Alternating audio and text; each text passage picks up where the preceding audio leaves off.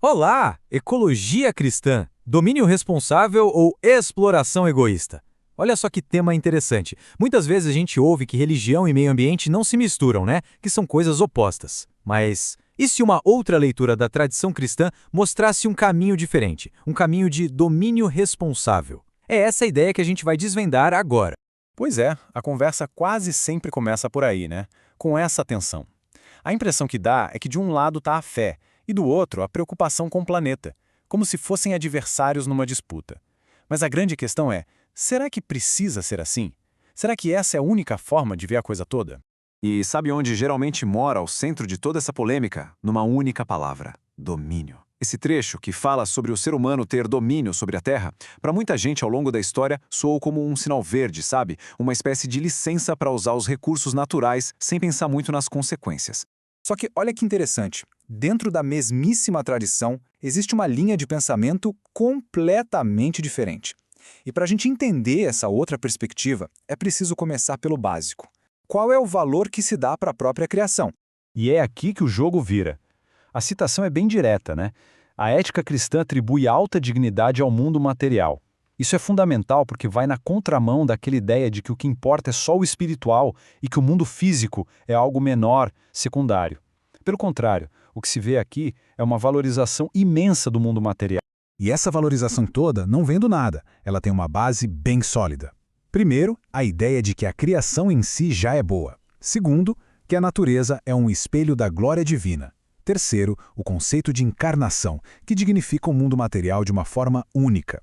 E por último, até a esperança de uma redenção futura e inclui o mundo criado e não o descarta. São pontos bem fortes. Certo, com essa base bem estabelecida, a gente pode voltar para aquela palavra polêmica, o tal do domínio. Agora, talvez seja possível olhar para ela com outros olhos. E essa comparação deixa tudo muito claro. De um lado, a gente tem a interpretação da exploração egoísta, destrutiva, sem limites, que só pensa no agora. Do outro, o que seria o domínio responsável. E aí as palavras são outras: governança, responsabilidade, reconhecimento de limites e, talvez o mais importante, um dever com as próximas gerações. Então, a palavra-chave aqui não é exploração, mas sim mordomia. É um conceito central. A ideia é que a humanidade não é dona absoluta para fazer o que bem entende, mas sim uma administradora, uma cuidadora. A tarefa não é destruir, mas sim gerenciar, governar com muita responsabilidade. Ok, se partirmos desse princípio de cuidado, de mordomia, o que acontece quando a gente polui? Quando degradamos o meio ambiente? Qual é o peso disso dentro dessa lógica?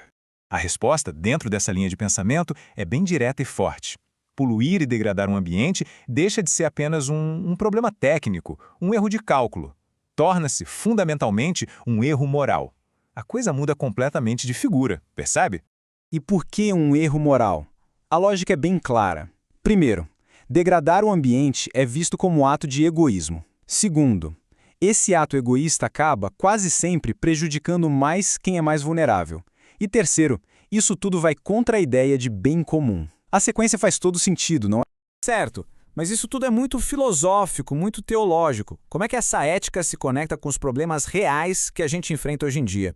A partir dessa ética da mordomia, surgem consequências bem práticas. É um compromisso real com o cuidado. Isso se traduz, por exemplo, em apoiar a legislação ambiental, em discutir o crescimento populacional de forma responsável e, voltando àquele ponto crucial, em assumir de vez a nossa responsabilidade com as gerações que ainda nem nasceram.